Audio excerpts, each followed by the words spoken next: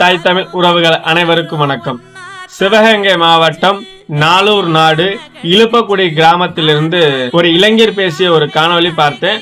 அந்த ஊரோட விவசாய நிலங்களை மத்திய அரசு மாநில அரசு கிராபைட் என்ற ஒரு தொழிற்சாலை கட்டுவதற்காக நிலங்களை அபகரிக்கக்கூடிய ஒரு சூழ்நிலை ஏற்படுது.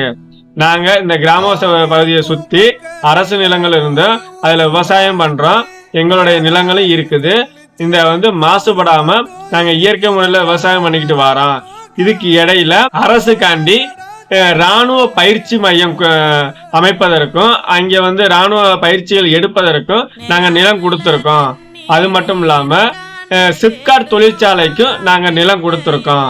இது பத்தாது அப்படின்னு சொல்லிட்டு இப்ப இந்த தொழிற்சாலை நிறுவுவதற்கு எங்கள்ட நிலத்தை கேட்கிறாங்க.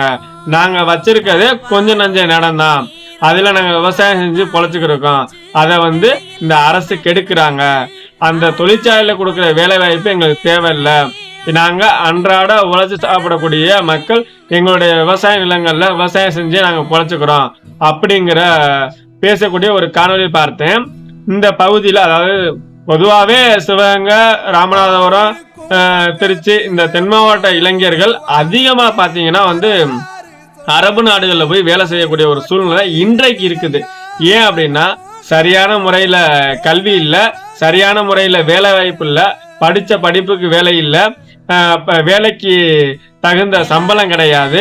ரெண்டாவது என்னன்னா அரசு வேலைக்கு போகணும் அப்படின்னாலும் அதற்கு அதிகப்படியான பணம் கட்ட ஒரு சூழ்நிலை இருக்கும் பொழுது படிச்ச இளைஞர்கள் பட்டதாரிகள் அதிகமா அரபு நாடுகளில் போய் வேலை செய்யக்கூடிய ஒரு சூழ்நிலை இருக்கிற மாவட்டமா சிவகங்கை மாவட்டம் திகழ்ந்து.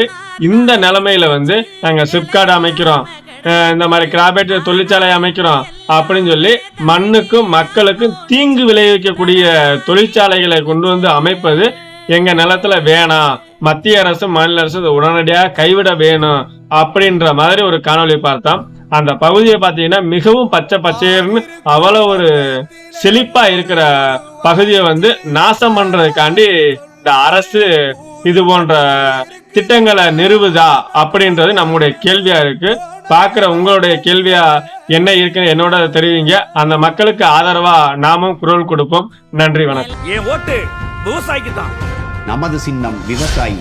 ஓட்டு பாருங்க ஓட்ட, அப்புறம் பாருங்க நாட்டை.